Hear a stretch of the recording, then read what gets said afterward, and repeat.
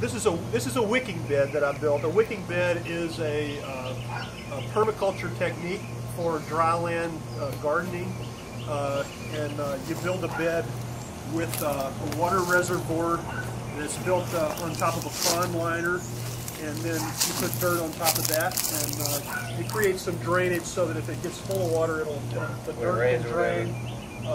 But you can fill the reservoir. It has a reservoir.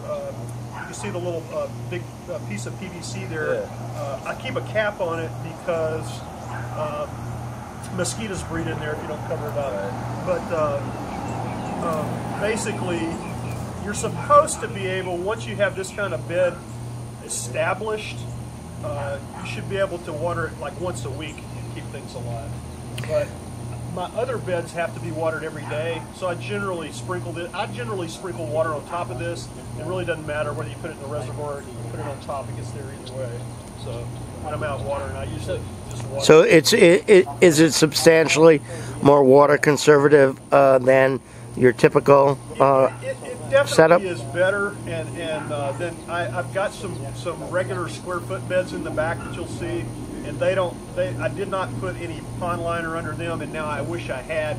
The next time I redo the beds in the back, I'll probably put pond liner in every one of them. Now, a lot of people would say, well, if you start using plastics and PVC, pond liner stuff, that you're no longer really permaculture. That's not true at all. Yeah. It's called, that would be appropriate test. Right. I mean, the idea is not that you're going to never use any petroleum-based products or anything like that. The idea is that you're trying to, create a sustainable system. And so sometimes you got to use materials that are, high-tech materials to build a sustainable system, or at least it makes it easier. Well, we in Far West, we've one of the methods we use is solarizing. For instance, while one of the clients has fillery, which is a really basic weed from get him. Out west. All right, you're distracting the audience there, Eddie. Anyway, yeah, we use to get rid of something like fillery, short of using poison. There's really not many options, so we use clear plastic and solarize, so the UV kills everything. And then you go through and sow, like once the fillery's all destroyed, in this case fillery. I didn't know anything. When I bought this house, I didn't know anything about permaculture. I'm going to swale this yard. Yeah, I would say you don't have this side yard needs to be swaled really badly. But you don't get really hardly get brain at all. Well, you've got so much incline here. And all the dirt washes downhill. I've put. What about terracing it? Well, that's basically what swales are. Just terraces. Eddie, I haven't walked this property, but seeing the slope it's on. Do you have a design for it already for this property?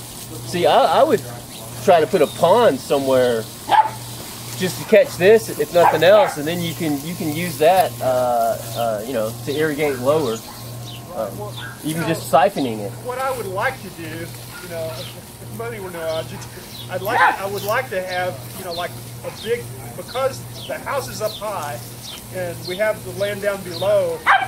I would like to have a large water tank down here in this area where it can be hidden. You could put a 2,500 gallon tank right there, and you could collect all the water off the roof you could possibly want. When it rains, if it rains.